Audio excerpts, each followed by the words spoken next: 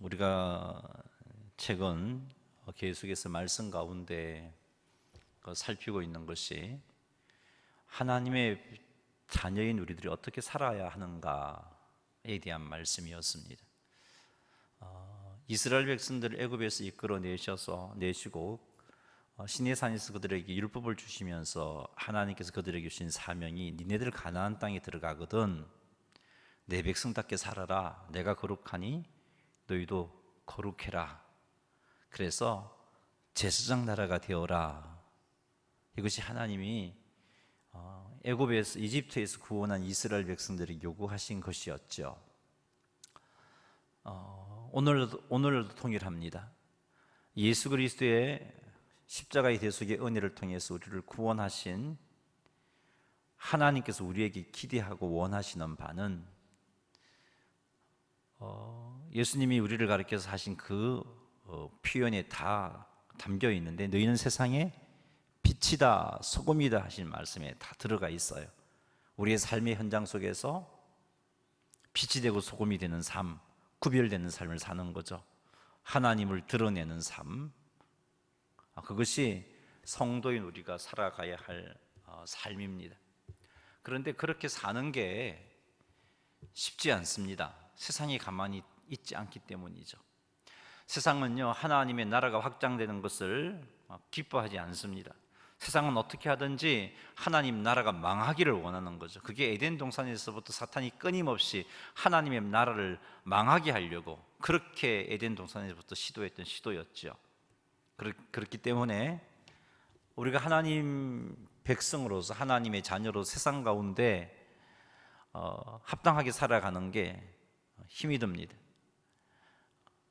예수님께서 제자들에게 스승인 내가 이렇게 참 세상으로부터 어려움을 겪고 욕을 당했는데 너희들은 오죽하겠느냐, 그런 내용의 말씀을 하셨어요.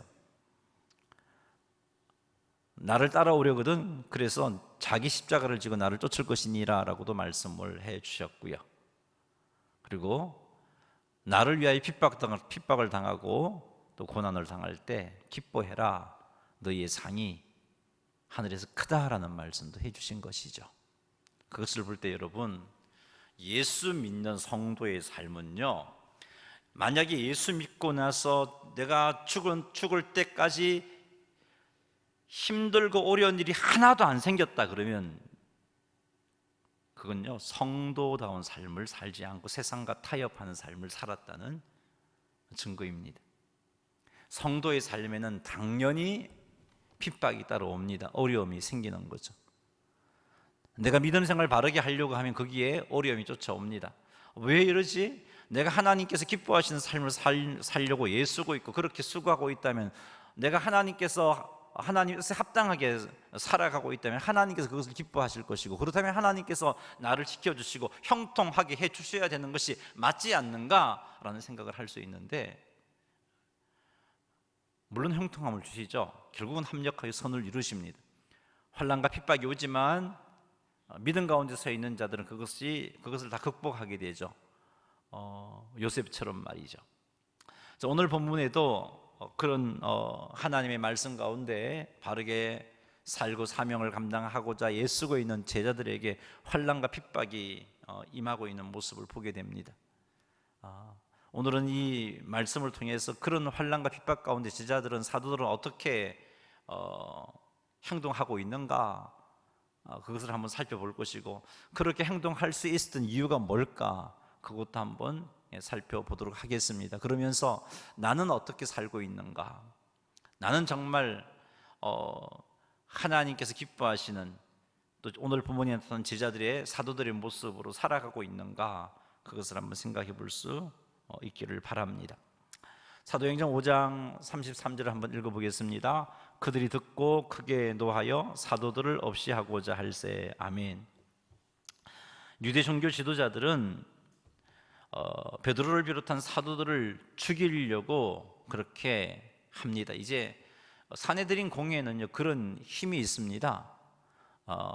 사내들인 공회에서 사람을 죽이게 되면 그들은 돌로 쳐서 죽이도록 되어 있어요.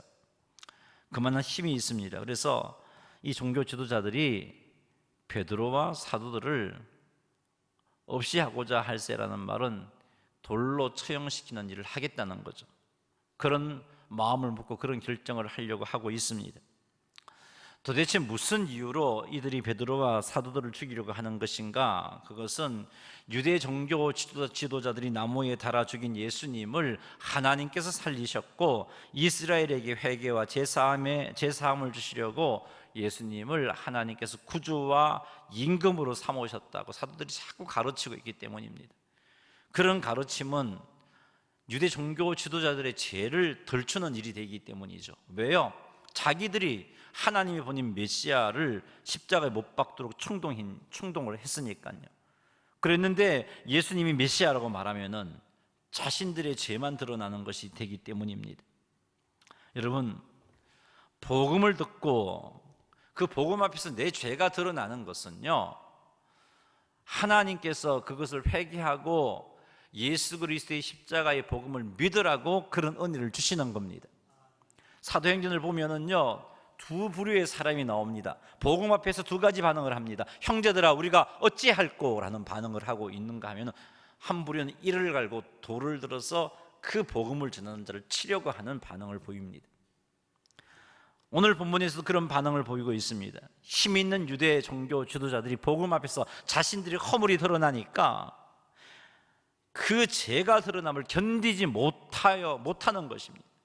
어떻게 하면 이 죄가 드러나지 않게 할 수 있을까? 그것이 그들의 생각의 전부였습니다. 복음 앞에 예수님이 정말 메시아구나, 예수님이 우리의 임금이고 우리의 구주가 되시구나, 하나님께서 죽은 자 가운데 우리 예수님을 그렇게 살려주셨구나, 이것을 알고 하나님이 약속하신 메시아를 십자가에 못 박은 일에 대해서 회개하고 돌이키는 삶을 살아야 하는데, 그것 하라고 지금 복음으로 도전해주고 있는데, 이들은 그건 하지 못하고 자꾸 복음을 전하여 자기들의 죄를 드러나게 하는 이들을 죽이려고 하고 있습니다. 왜 그런가? 그 이유는요, 이 땅에서 그들이 누리고 있는 기득권을 잃을까 두려웠기 때문이에요. 이 땅에서 그들이 누리고 있는 권력을 잃을까 두려웠고요, 이 땅에서 그들이 누리고 있는 물질을 잃을까 두려웠고요, 이 땅에서 그들이 누리고 있는 인기를 잃을까 두려웠던 겁니다. 사라질 수밖에 없는 세상 것 때문에 영원한 것을 지금 포기하고 있는 거예요. 영원한 것은 눈이 보이지 아니하니까 중요하게 생각하지 않고 있고, 지금 손에 쥐고 있는 이것이 더 중요한 겁니다. 이것 잃을까 싶어서 영혼을 포기하고 있는 어리석은 행동을 하고 있는 것입니다. 지금 유대 종교 지도자들의 이런 행동은요, 죄로 심판받을 그들이 죄를 용서받고 구원 얻을 수 있는 기회를 포기하는 어리석은 행동인 거예요. 이런 행동은 끊임없이 더 많은 죄를 짓도록 만들어요. 더 많은 죄, 계속해서 더 심각한 죄를 짓도록 만드는 것이죠. 사랑하는 성도 여러분, 이미 구원함을 받은 우리들은 이런 유대 종교 지도자들과 같은 죄는 짓지 않겠지만, 하지만 이런 비슷한 죄를 지을 수가 있습니다. 어떻게 해요?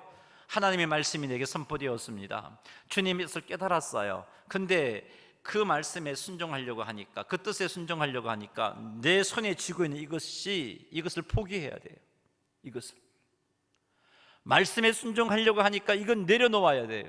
이게 아까운 거죠. 이거 손해보기 싫은 거예요. 그래서 우리가 이것 안 놓으려고 하나님 것을 외면해버리고 하나님 말씀을 못 들은 척하고 한다면, 지금 물론 성도인 우리가 그런 죄를 짓는다고 우리의 구원이 취소되는 건 아니에요. 예수 믿는 믿음을 가지고 있는 자라면 그렇진 않지만, 그런 삶을 살아간다면 우리는 세상 속에서 왕같은 제사장의 삶을 못 삽니다. 하나님께서 우리를 이 땅에 살게 하신 삶의 그 목적을 이루어내지 못하는 거죠. 나의 삶을 보고 세상 사람들이 저분을 보니까 예수 믿는 게 이런 거구나, 저분처럼 예수 믿으면 내가 갖고 있는 이 무거운 마음의 짐들을 벗을 수 있겠구나, 나도 한번 예수 믿어봐야지, 이런 마음을 가질 수가 없습니다. 똑같네 뭐, 나랑 저랑 똑같네 뭐, 아니 어떻게 보니까 나보다 더하네 뭐, 이렇게 되어버리면요, 우리는 하나님으로부터 놀라운 은혜를 받았음에도 불구하고 사명을 못 감당하는 거죠. 사랑하는 성도 여러분, 그러니 하나님의 말씀 앞에 우리가 가지고 있는 그것을 좀 내려놓을 줄 아는 그런 삶을 살아가시기를 주의 이름으로 축복합니다. 항상 위의 것을 생각하고 땅의 것에 목숨 걸지 마십시다. 땅의 것은 영원한 것 아니잖아요. 제가 이제 50 중반이니까 뭐 100세까지 산다면은 제가 살아온 날보다 살 날이 적은데 그 50년 더 살려고, 그 50년 때문에 이것 안 빼앗기려고 정말 하나님의 뜻을 외면해버리고 하나님의 인도를 외면해버리고 그것 때문에 하나님의 영광이 가리워진다면 내가 주님 앞에 섰을 때 무슨 말을 하겠어요? 무슨 상이 있겠어요? 나에게 은혜를 베풀어 주신 그 하나님께서, 나에게 놀라운 은혜를 베풀어 주신 그 하나님께서 나에게서 기대하는 바가 있는데 나는 아무것도 그것을 이루어내지 못하고 하나님의 근심거리만 되다가 하나님 앞에 서게 됐을 때 무슨 면목으로 주의 얼굴을 볼 수 있겠어요? 여러분, 이 땅의 삶은요 영원한 게 아니잖아요. 우리 이건 놓치지 말아야 됩니다. 우리는 영원한 삶을 향하여 가고 있는 자들이잖아요.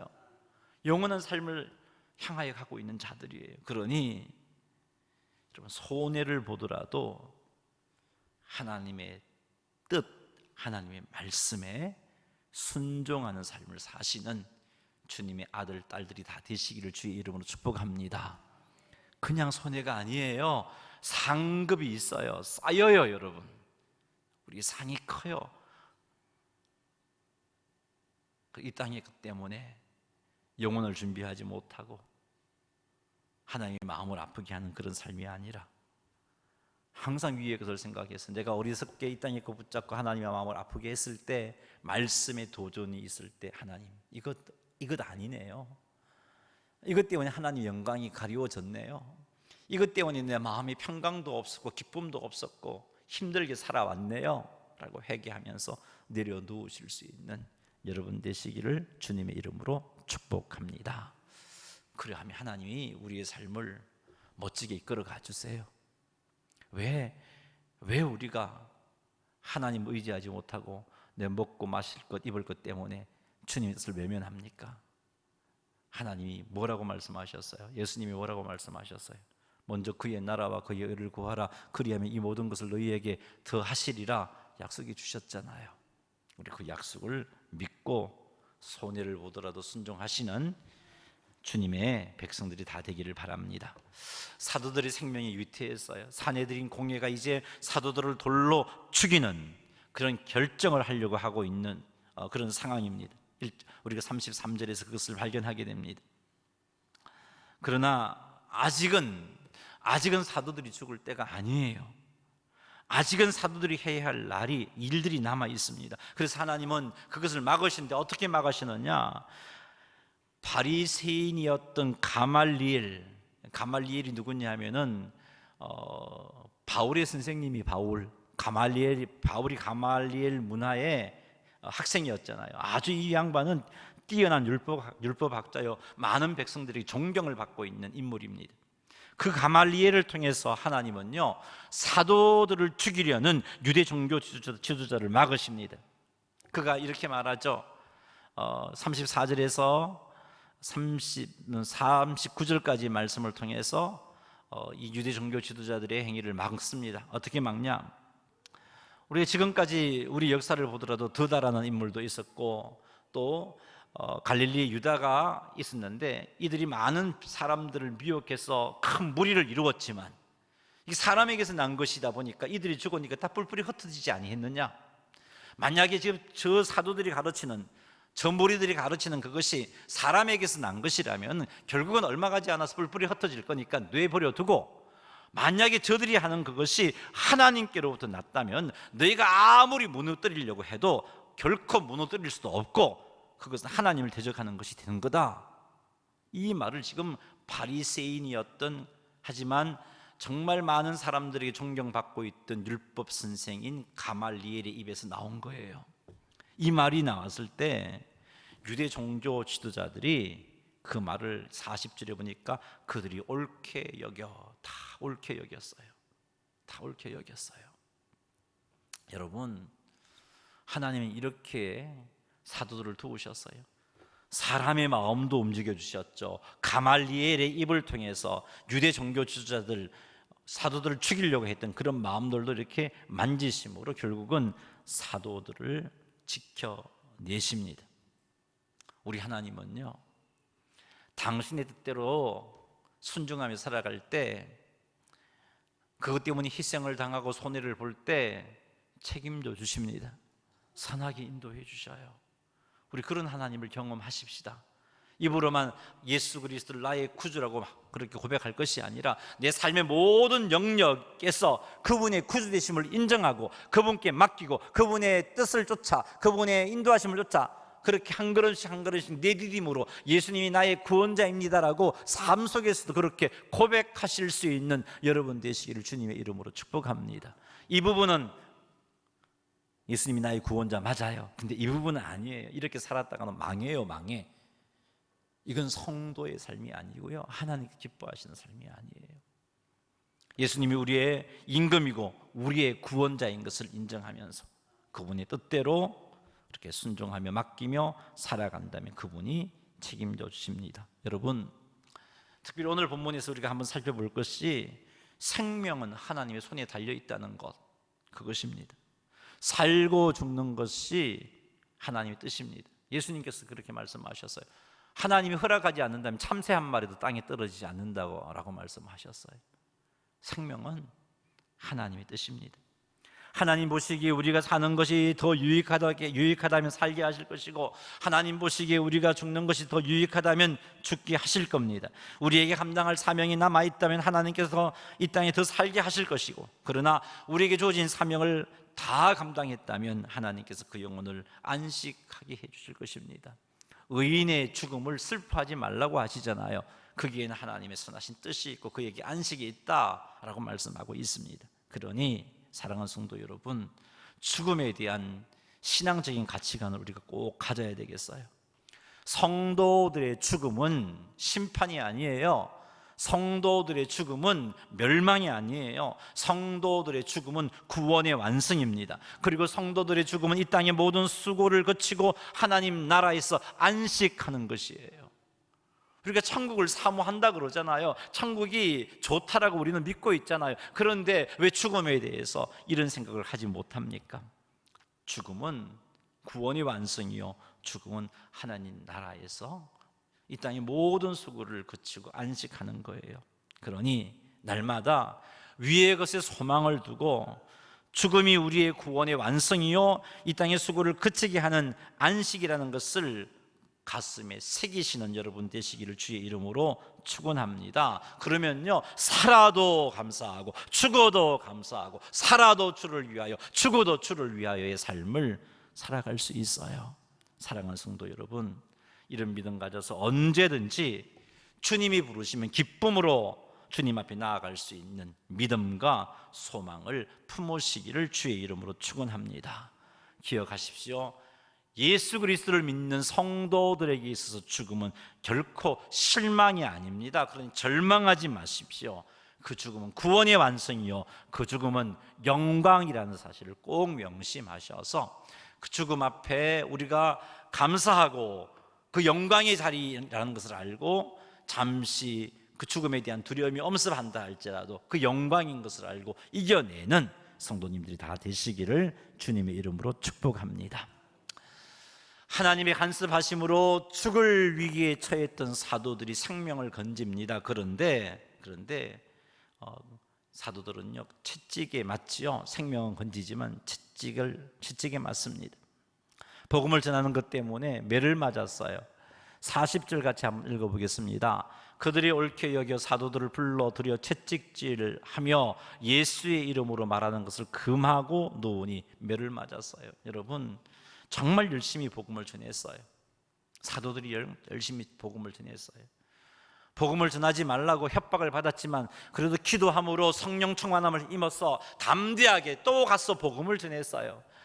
복음을 전하다가 옥에 갇혔는데 하나님이 주의 사절을 통해서 풀어주시고는 예루살렘에 많은 영혼들이 구원함을 받아야 하니까 가서 복음을 전하라 했을 때 새벽 일찍이 가서 복음을 전했어요. 얼마나 열심히 특심합니까? 이 정도의 열심을 가지고 주를 섬겼다면 하나님께서 형통하게 해주실 것을 기대한단 말이죠. 대부분의 성도들은요. 그러면 그런 기대를 갖고 있는 성도들이 열심히 헌신하고 봉사하면서 그런 기대를 갖고 있는 성도들이 이렇게 체포당하여 또 매를 맞고 죽을 고비를 당한다면 하나님 어찌 이럴 수가 있습니까? 라고 불평하고 원망하게 되어 있습니다. 그런데요, 사도들은 불평하지 않아요. 원망하지 않았어요. 하나님이 시키는 대로 했단 말이에요. 감옥에 갇혀 있는 그들을 풀어주시고 예루살렘에 가서 복음을 전하라 그러니까, 성전에 가서 복음을 전하라 그러니까 순종해서 아침 일찍, 그 새벽에, 오늘 보면 사도행전 5장에는 새벽이라고 표현하고 있는데 새벽에 일어나서 성전에 가서 복음을 전했어요. 얼마나 열심히 순종했습니까? 얼마나 정확하게 순종을 했습니까? 그렇게 순종했으면 하나님께서 좀 잘 막아주셔야지. 그런데 이런 어려움을 격도로 매를 맞고 풀려나도록 하셨단 말이에요. 어찌 이러실 수가 있습니까? 라고 불평할 수 있는 상황이지만 41절 말씀 한번 읽어보겠습니다. 같이 읽을까요? 사도들은 그 이름을 위하여 능력받는 일에 합당한 자로 여기심을 기뻐하면서 공회 앞을 떠나니라. 아멘. 보니까 오히려 기뻐하면서 그 사내들인 공회를 떠나왔대요. 매를 맞았는데 그 기뻐함의 이유는요, 능력받는 일에 자신들을 하나님께서 합당하게 여겨주신 그것 때문에. 우리가 뭐라고 예수님의 이름 때문에 이런 능력을 받게 하시나, 이게 감사했어요. 자, 예수님 때문에 능력받는 그것이 감사했던 이유는요, 예수님께서 사도들에게 무엇을 가르쳐주셨죠? 마태복음 한번 찾아보겠습니다. 5장 11절 12절입니다 마태복음 5장 11절 12절 말씀.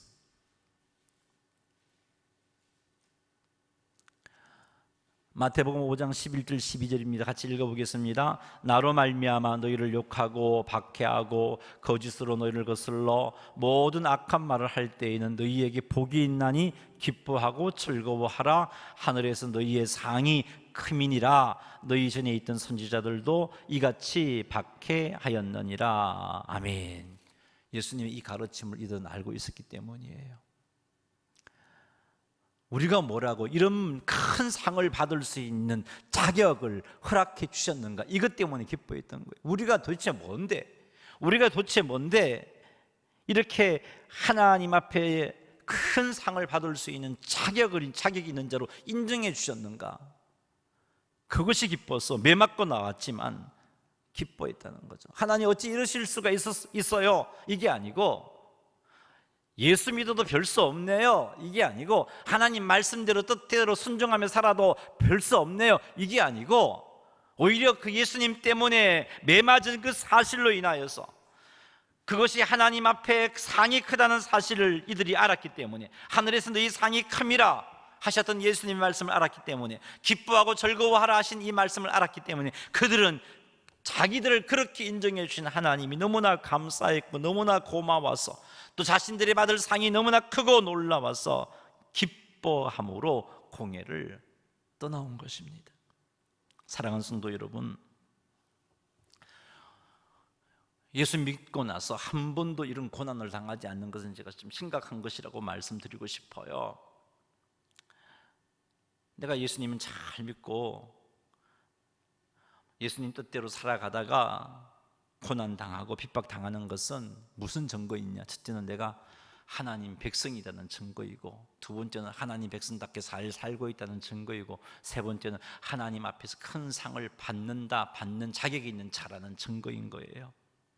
그래서 여러분, 우리가 하나님 백성답게 잘 살고 있는데 고난이 찾아왔을 때 속상해하고 낙심하고 절망할 것이 아니라, 하나님 앞에, 하늘에서 하나님 앞에 상이 크다는 사실을 기억하며 기뻐하고 즐거워하시기를 바랍니다. 열심히 교회에서 수고를 했어요. 헌신을 했어요. 정말 육적인 육으로는 많이 힘들지만 그래도 주님 사랑하는 마음으로 그 힘든 육을 쳤어 복종시키면서 교회에 주신 사명을 가지고 열심히 봉사를 했어요. 근데 사람들이 그런 나의 수고는 알아주지도 못하고, 내가 열심히 하다 보면 사람이다 보니까 실수할 수도 있고 또 판단을 잘못할 수도 있잖아요. 근데 그것을 가지고 정죄하고 비난하고 책망을 해요. 그러면 대부분 마음 상해요.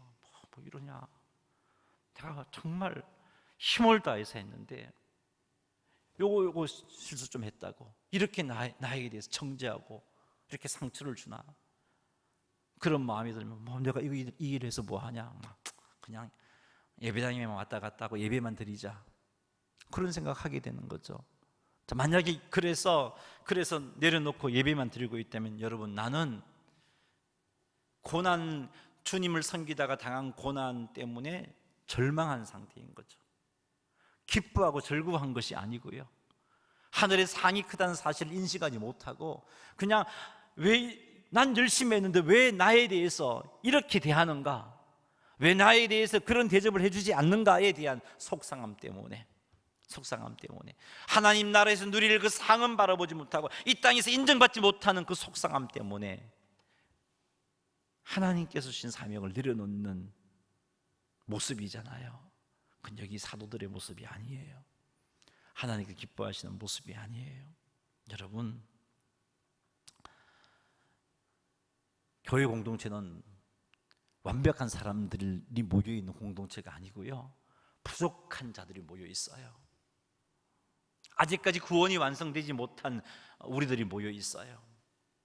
그래서 우리는 서로 좀 조심했으면 좋겠어요. 나도 불완전하고 내가 완전치 못하기 때문에 나의 말 한마디, 나의 행동 하나가 지체들에게 상처를 줄 수 있다는 사실을 늘 인식하며, 목사인 저도 마찬가지고 우리 장로님들, 권사님들, 안수 집사님들, 모든 성도님들 그런 의식을 가지고 먼저는 조심하는 마음을 가지고 그렇게 공동체 생활을 했으면 좋겠고, 내가 열심히 정말 힘을 다해 열심히 헌신했을 때, 교회 안에서 상처를 받았을 때, 또 그렇게 헌신하는 것이 너무 힘들어서 포기하고 싶을 때, 여러분, 하늘의 상이 큼이라 하신 그 말씀을 기억하면서 일어나서 뒷걸음질하는 게 아니고 내려놓는 게 아니고 일어나서 사명을 끝까지 감당해 내시는 우리 모두가 되기를 주님의 이름으로 축복합니다. 그게 하나님 나라의 상을 알고 있는 자의 성도의 모습인 거예요. 성도의 삶은요, 고난이 따라오게 되어 있어요. 베드로전서 2장 20절 말씀을 한번 찾아보겠습니다. 베드로전서, 저기 신약 뒤쪽에 있죠. 야고보 뒤에, 야고보서 뒤쪽에 베드로전서 2장 20절입니다. 신약 한 379페이지쯤 될 것 같아요. 제 성경은 379페이지입니다. 자, 스크린에 비추어졌네요. 한번 읽어보겠습니다. 시작. 죄가 있어 매를 맞고 참으면 무슨 칭찬이 있으리요. 그러나 선을 행함으로 고난을 받고 참으면 이는 하나님 앞에 아름다우니라. 아멘. 내가 죄를 지어서 환난 당하는 것은 아무런 상도 없어요. 칭찬도 없습니다. 내가 하나님 앞에 잘못 살아서 매 맞는 환난 당하는 것은요, 칭찬이 없어요. 그러나 선을 행함으로 고난을 받고 참는 것은요, 주께서 주신 사명을 감당하다가 힘들고 어렵지만 힘들고 어려운 것 때문에 포기하지 않고 그럼에도 불구하고 끝까지 사명 감당하며 참는 그 사람은 하나님 앞에 아름답다라고 말씀하고 있어요.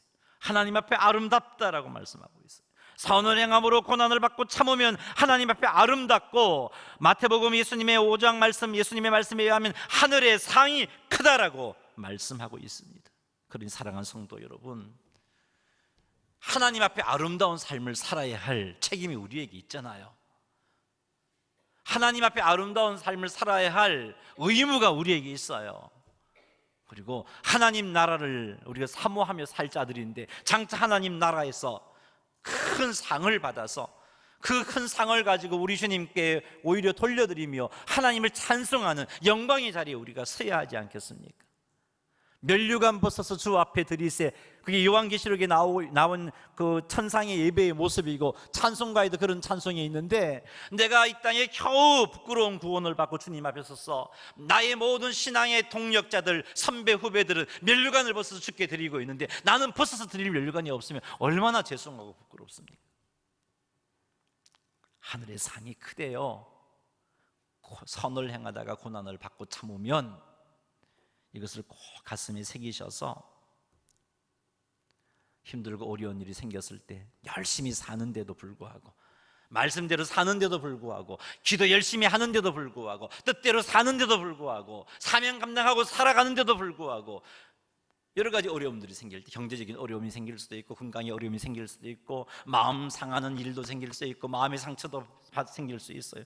그럼에도 불구하고 주눅들지 말고, 뒷걸음질 치지 말고, 내려놓지 말고, 포기하지 말고, 하늘의 상이 크고 하나님 앞에 아름답다라는 이것을 기억하면서 끝까지 인내함으로 사명을 감당하시는 여러분 되시길 주의 이름으로 축복합니다. 사도들은 이것 알았어요. 하늘의 상이 크다는 것과 하나님 앞에 아름답다는 사실을 알았어요. 그래서 그들이 어떻게 행동했어요? 사도행전 5장 42절 우리 한 목소리로 같이 한번 읽어보겠습니다. 그들이 날마다 성전에 있든지 집에 있든지 예수는 그리스도라고 가르치기와 전도하기를 그치지 아니하니라. 아멘. 지금 어떻게 풀려났어요? 매 맞고 풀려났어요. 매 맞을 때 무엇든 말을 들었죠? 다시는 예수님의 이름으로 말하지 말라고. 그 말 들으면 매 맞고 풀려났어요. 근데 하늘의 상이 큰 것을 알았거든요. 하나님 앞에 아름다운 것인 줄 알았거든요. 그래서 기쁘게 나와왔고, 그래서 그들은 날마다 성전에 있든지 집에 있든지 어디에서든지 예수는 그리스도라고 가르치기와 전도하기를 그치지 아니했던 거죠. 여러분, 우리 하나님 앞에 아름다운 이것을 알지 못하면, 이런 의식이 없으면 인내할 수가 없습니다. 하나님 앞에 너희 상이 큼이라 이 사실을 우리가 기억하지 못하면, 그것을 사모하지 못하면 인내 못해요. 하다가 넘어져요. 포기하게 돼요.